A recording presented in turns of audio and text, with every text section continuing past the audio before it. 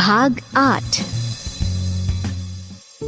कुछ टाइम बाद सब तैयार होकर हॉल में खड़े होकर आरजे का वेट कर रहे थे।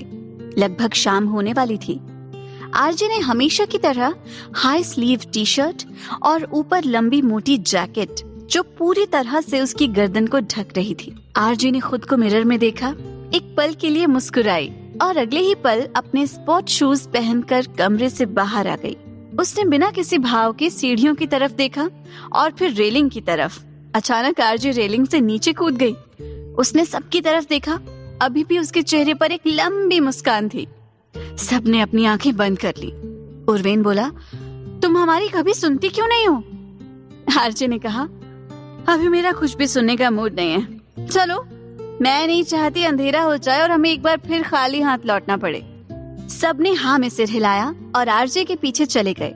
हमेशा की तरह आरजे ड्राइविंग सीट पर बैठी, उर्वेन उसके पास बैठ गया। बाकी सब पीछे बैठ गए। आरजे बोली, हम इस समय त्रिवेणी घाट जाएंगे। वहाँ इस समय बहुत भीड़ होती है और जहाँ तक मुझे लगता है हमें हमारा नेक्स्ट केस वहीं मिलेगा। आरजे ने पूरे विश्वास के साथ ये बात कही जैसे उसे पहले से ही पता हो। अर्घ ने कहा, आरजे हमें अभी चलना चाहिए। यूनी बोली, हाँ आरजे, वैसे भी लेट हो चुके हैं हम। मानसा ने कुछ देर सोचा, आरजे मुझे नहीं लगता त्रिवेणी घाट जैसी जगह पर हमें कोई केस मिलेगा। हाँ, घूमने के लिए अच्छी जगह है। सिमी ने भी मानसा की हाँ में हाँ मिलाया। हाँ, मुझे भी यही लगता है। आरजे मुस्कुराई, कोई बात नहीं, अगर कुछ नहीं मिला तो चिल मारेंगे आराम से। इतना कह उसने वैनिटी वैन स्टार्ट कर आगे बढ़ा ली। थोड़ी थोड़ी ठंडी हवाएं चल रही थी, सूरज डूब रहा था। उसी के साथ पहाड़ और ज्यादा शांत लगने लगे थे। वैनिटी वैन बहुत धीमी स्पीड से आगे बढ़ रही थी। शायद आरजे का मूड नहीं था स्पीड से चलाने का। वो भी इन पहाड़ों को शांति से देखना चाहती थी। उर्वेन बोला, आरजे वैसे आज तुम हम सबके साथ पानी में खेलोगी ना? बहुत झिझकते हुए उर्वेन ने ये सवाल पूछा, पर अगले ही पल उसने अपना चेहरा खिड़की की तरफ कर लिया। आरजे ने सवाल को सुनकर भी अनसुना कर दिया। वो इस सवाल का जवाब उर्वेन को नहीं देना चाहती थी। उर्वेन ने भी आगे कोई सवाल नहीं किया। घाट से थोड़ी दूर आरजे ने वैनिटी वैन रोक एक पुरानी झोपड़ी जैसी दिखने वाले घर के पास पार्क कर दी। ये देखकर सब हैरान थे। यूनी बोली, हम थोड़ा आगे चलते हैं ना? मानसा ने भी कहा, घाट अभी भी दूर है, कहीं तुम चलकर जाने का तो नहीं सोच रही हो ना? देखो, ऐसा सोच रही हो तो मैं पहले ही बोल देती हूँ, मेरे पैर बहुत दर्द कर रहे हैं, मैं चल के नहीं जाने वाली। मानसा ने बहाना बनाया। अर्घ ने बाहर की तरफ देखा, आरजे इस झोपड़ी के आगे क्यों पार्क किए? हम वैनिटी वैन को सड़क के दूसरी तरफ बाकी गाड़ियों के साथ पार्क करते हैं ना। सिमी ने भी झोपड़ी को बड़े ध्यान से देखा। झोपड़ी थोड़ी टूटी फूटी लग रही थी, पर अभी भी घर की लाइट ऑन थी, पर दरवाजे पर ताला लगा हुआ था। घर के अंदर से कोई आवाज नहीं आ रही थी। देखने पर यही लगता था कि घर का मालिक जाने से पहले घर की लाइट बंद करना भूल गया है। उर्वेन ने बाहर की तरफ देखा। आगे घाट तक पहुंचने का रास्ता शुरू हो रहा था, पर इस समय काफी भीड़ थी। वहाँ कई दुकानें कतार में लगी हुई थी और वहाँ कुछ लोग पूजा का सामान और प्रसाद खरीद रहे थे। शायद संध्या आरती की तैयारी की जा रही थी। आरजे ने सबको सुना और वैनिटी वैन से नीचे उतर गई। अब सबके पास कोई रास्ता नहीं था। मानसा के साथ सब बेमन से उतर गए। आरजे ने उस घर को देखा। दोस्तों, हम सीधे घाट की तरफ चल रहे हैं। संध्या आरती के बाद हम इस घर के मालिक से मिलेंगे। यूनी ने अपना सिर पकड़ लिया। व्हाट? आरजे ने यूनी को घूरा। हम मिलेंगे, मुझे कोई बहस नहीं चाहिए। सब ने आलस से अपने हाथ नीचे लटका लिए। आरजे त्रिवेणी घाट की तरफ बढ़ गई। मानसा अपने थके कदमों से आरजे का पीछा कर रही थी। सिमी और उर्वेन आरजे के बराबर आने के लिए काफी तेजी से चल रहे थे, पर आरजे के चलने की स्पीड काफी तेज थी। वो तो शुक्र था कि वो आसपास देखते हुए चल रही थी, नहीं तो ये पांचों कब का पीछे छूट चुके होते। अर्घे अपनी सामान्य स्पीड से चल रहा था। आरजे की ही तरह वो भी चारों तरफ नजर रख रहा था। हालांकि उसकी नजरें मिठाइयों की दुकान पर ज्यादा थी। उसका मन तो था मिठाई खरीद ले, पर उसे डायबिटीज थी, इसलिए आरजे ने उसे मीठा खाने से सख्त मना किया था। हालांकि कभी कभी आरजे उसे थोड़ा मीठा खा लेने देती थी, पर ज्यादातर अर्घी को आरजे से डांट खानी पड़ती थी। इसलिए किसी तरह उसने अपने मन को रोका हुआ था। यूनी ने मानसा का कंधा पकड़ रखा था और इस समय दोनों ही एक दूसरे का सहारा बनी हुई थी। दूसरी तरफ समय और आर्यन को घाट पर बैठे सुबह से शाम हो गई थी। आर्यन तो टाइम पास के लिए नदी में पत्थर फेंक रहा था, तो कभी पानी के साथ खेल रहा था।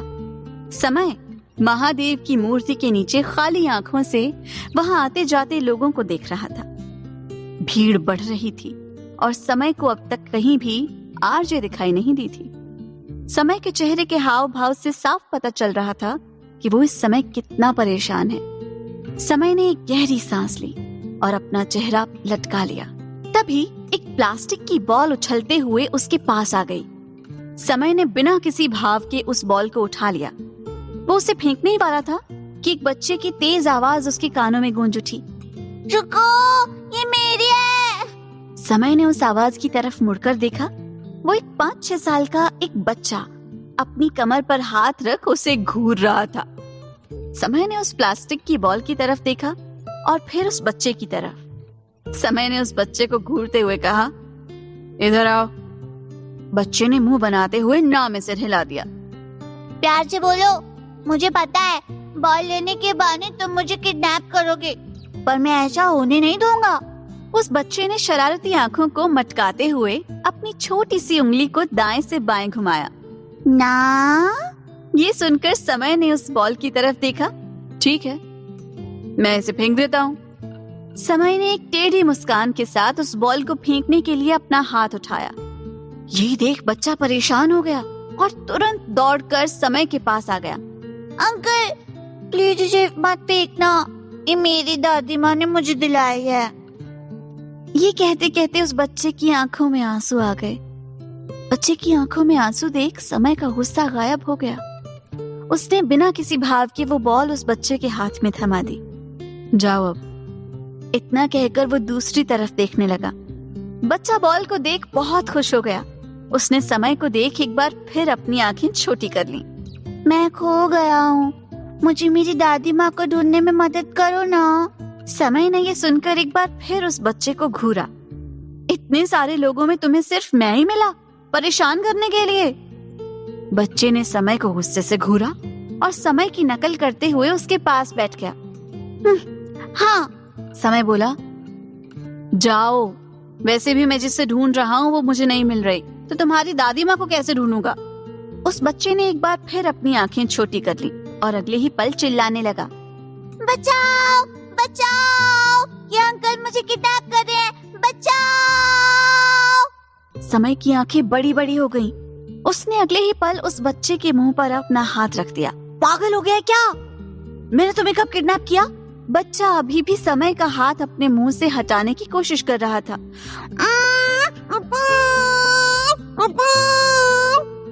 कुछ लोगों ने उस बच्चे की आवाज पर ध्यान दिया तो उनकी नजर बच्चे का मुंह पकड़े हुए समय पर गई और उन्हें गलतफहमी हो गई। ए रुक, बच्चे को किडनैप कर रहा है। वो लोग समय की तरफ दौड़े। समय ने उन लोगों को अपनी तरफ आते देख परेशान हो उठा। आर्यन की नजर उस तरफ पड़ी तो वो समय की मदद करने के लिए उठा और अगले ही पल उसने अपने कदम रोक लिए। इतनी जल्दी नहीं, बहुत परेशान किया है इस यमराज ने मुझे। थोड़ी देर इसे पिटने दो, उसके बाद देख लेंगे। आर्यन की आंखों में चमक आ गई। समय ने बच्चे को घूरा। बच्चे ने झटके से समय का हाथ अपने मुंह से हटाया। उसने अपने हाथ को झाड़ा। तुम नहीं करोगे तो ये लोग मेरी मदद करेंगे।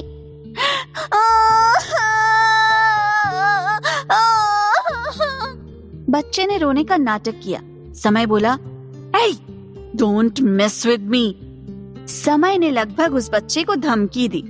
तब तक वो लोग समय तक पहुंच गए थे। उन लोगों ने समय को पकड़ लिया। समय ने कहा, छोड़ो मुझे, मैंने इसे किडनैप नहीं किया है, ये खुद मेरे पास आया था, झूठ बोल रहा है ये बच्चा। समय ने लोगों के सामने अपनी बात रखने की पूरी कोशिश की। बच्चा और जोर जोर से रोने लगा।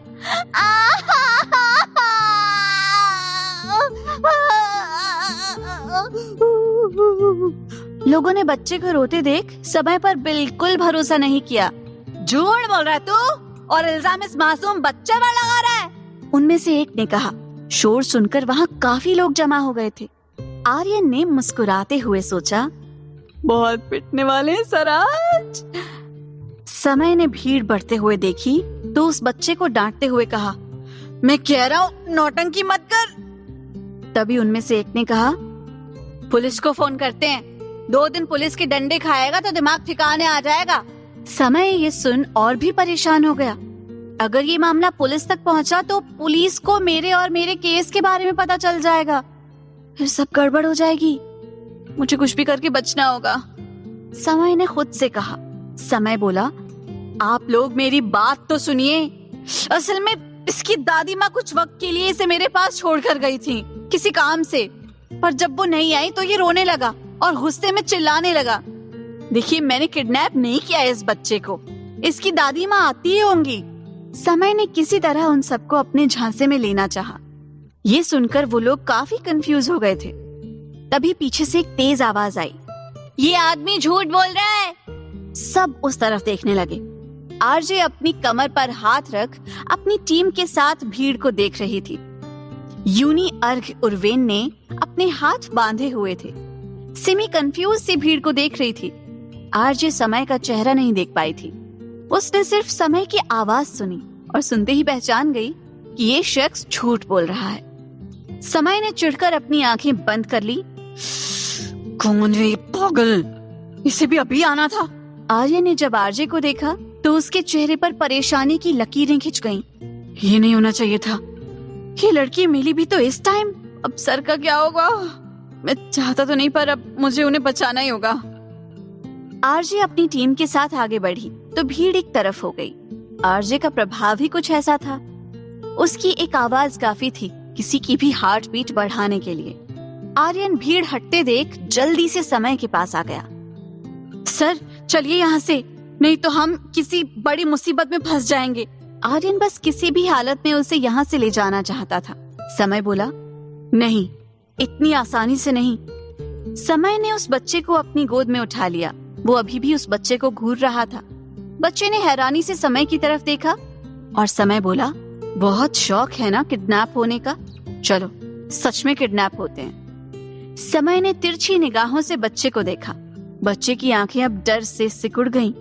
आर्यन बोला, सर चलिए, भीड़ का ध्यान हमारी तरफ नहीं है, मौका अच्छा है, आप छोड़िए इस बच्चे को। आर्यन ने समय को खींचना चाहा, पर समय ने उसकी एक न सुनी। बच्चे ने अपने कान बंद कर लिए और जोर से चिल्लाया, बचाओ, मुझे बचाओ। लोग गुस्से में समय की तरफ बढ़े, पर समय ने बच्चे की गर्दन को दबाने का नाटक किया। अगर कोई आगे बढ़ा तो मैं इस बच्चे को मार डालूंगा। उसने सिर्फ लोगों को डराने के लिए ऐसा कहा ताकि वो उसके करीब ना आए। सब लोग वहीं रुक गए। तभी किसी ने जोर से समय के पैर पर मारा। समय घुटनों के बल नीचे गिर पड़ा। समय के गिरने की वजह से बच्चा छूट गया और पीछे खड़े शख्स के पास दौड़कर छुप गया। समय ने अपने पैर को पकड़ लिया और दर्द के मारे अपनी आंखें बंद कर ली। भीड़ गुस्से में समय की तरफ बढ़ी। आर्यन चिल्लाते हुए उन्हें रोकने लगा, ये मेरे सर है, इन्होंने कोई किडनैप नहीं किया है। तभी एक तेज आवाज आई, रुको। लोग वहीं रुक गए। समय और आर्यन ने पीछे मुड़कर देखा तो वो आरजे थी, जिसके एक हाथ में डंडा था और दूसरे हाथ से उसने उस बच्चे को पकड़ रखा था। उसकी टीम पीछे बॉडीगार्ड की तरह अपने हाथ बांधे आरजे को लगभग कवर कर रही थी और भीड़ को आगे बढ़ने से रोक रही थी। आरजे को देख समय के चेहरे पर चमक आ गई। तुम? आर्यन बोला, ज्यादा खुश मत होइए सर, इस समय ये आपकी दुश्मन है। जबकि समय को देख आरजे का मुंह बन गया। टाइम मशीन, आरजे ने बड़बड़ाया। अर्क बोला, मुझे लगा ही था ये बच्चा चोर है। उसने धीरे से आरजे के कान में कहा।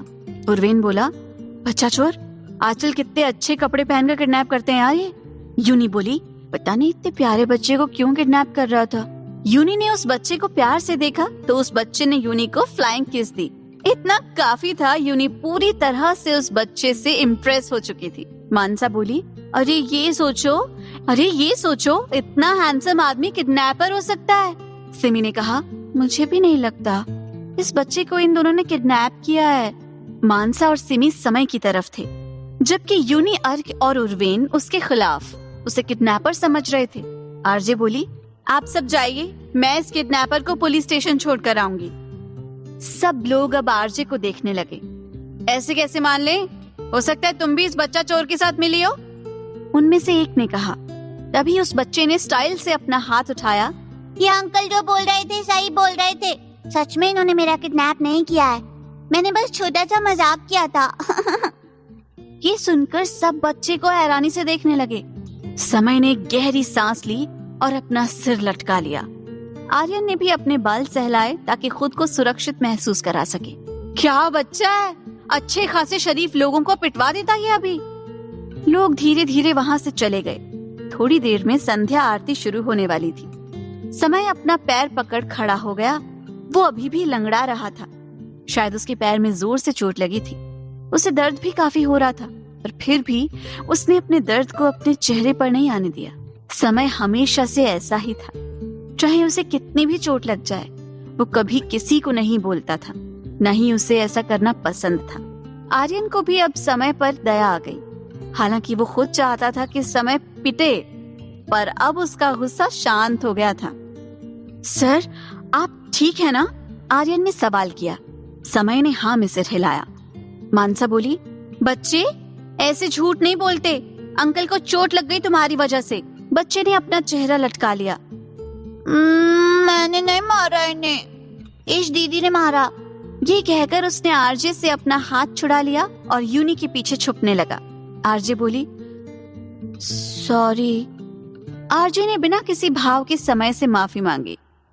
समय बोला, कोई बात नहीं, आप मुझे मार सकती हैं, चाहे तो इस डंडे से भी मेरी बाकी हड्डियां भी तोड़ दीजिए। चिंता मत कीजिए, हॉस्पिटल का खर्चा मैं दूंगा। समय ने बिना किसी भाव के आरजे से कहा। आरजे को लगा जैसे समय उसे ताना मार रहा है, तो वो चिढ़ गई, पर उसने अपने चेहरे पर दिखाया नहीं। आर्यन ने समय के कंधे पर हाथ रखा। क्या कर रहे हैं सर? आप उसे और नाराज कर रहे हैं। कभी कभी गधे को भी बाप बनाना पड़ता है सर। थोड़ा अच्छे से बात कीजिए, हमें जल्दी से जल्दी ये केस खत्म करना चाहिए, मुझे वापस लौटना है सर। समय ने हाँ में सिर हिलाया। मुझे भी जल्द से जल्द वापस जाना है, न चाहते हुए भी मुझे इस घमंडी को झेलना होगा, उसने धीमी आवाज में आर्यन से कहा।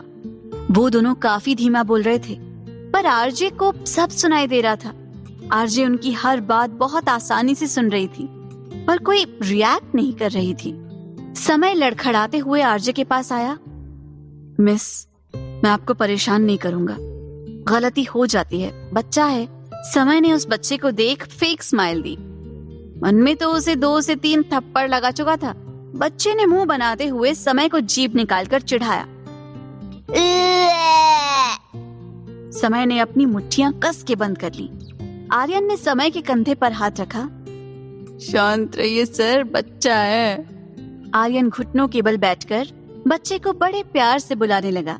आ जाओ मेरे पास, मैं तुम्हें चॉकलेट दिलाऊंगा। उस बच्चे ने धीरे से आर्यन को देखा। मैं अनजान लोगों से चॉकलेट्स नहीं लेता। दादी कहती है चॉकलेट खिलाकर बेहोश करके बड़े थैले में बंद करके उठा ले जाते हैं। मुझे बड़े थैले में बंद कर उठा ले जाओगे?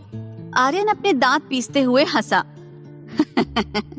कोई बात नहीं, बड़ा प्यारा बच्चा है। इतना कहकर वो चुपचाप उस बच्चे को घूरते हुए समय के पीछे आकर खड़ा हो गया। उर्वेन बोला, क्या करें आरजे, बच्चे को उसकी दादी माँ तक पहुंचाएं? अर्घ ने कहा, मुझे लगता है शायद ये बच्चा ही हमारा अगला केस है। सिमी बोली, क्यों ना हम इसे इसकी दादी माँ तक पहुंचाकर इसकी हेल्प करें? आरजे ने हाथ दिखाकर उन्हें चुप रहने का इशारा किया और समय को देखने लगी, जो अभी भी काफी परेशान लग रहा था। संध्या आरती शुरू हो चुकी थी। फिर से एक बार घंटियों की आवाजें वातावरण को शुद्ध कर रही थी और पूरा घर दिए की रोशनी से जगमगा रहा था। आरजे बोली, बोलो तुम्हें क्या मदद चाहिए? कोशिश करूंगी तुम्हारी मदद करने की, आरजे ने कुछ सोचते हुए कहा। सब हैरानी से आरजे को देखने लगे। समय की आंखें खुशी से चमक उठी। वो तो यही चाहता था कि आरजे उसकी मदद करे, जबकि आरजे की टीम समझ नहीं पा रही थी अचानक आरजे समय की मदद क्यों करना चाहती है। उस बच्चे ने पीछे से आरजे को पकड़ लिया। मुझे भी मेरी दादी माँ तक पहुँचा दो ना, पता नहीं कहाँ खो गई। आरजे ने यूनी को कुछ इशारा किया तो यूनी ने आगे बढ़कर उस बच्चे को गोद में उठा लिया। हाँ, हम करेंगे तुम्हारी मदद। बच्चा खुश हो गया। आरजे ने एक नजर उस बच्चे को देखा। उसे वो थोड़ा अजीब लगा और उसने ज्यादा ध्यान नहीं दिया। आरजे को लग रहा था कि बच्चा अब तक सिर्फ झूठ बोल रहा है। उसने कभी सच बोला ही नहीं, पर फिर भी वो समझ नहीं पा रही थी बच्चा छुपा क्या रहा है। वहीं समय और आर्यन तो इसी बात से खुश थे कि आरजे उनकी मदद करने के लिए तैयार थी। तो क्या अब आरजे सच में उसकी मदद करेगी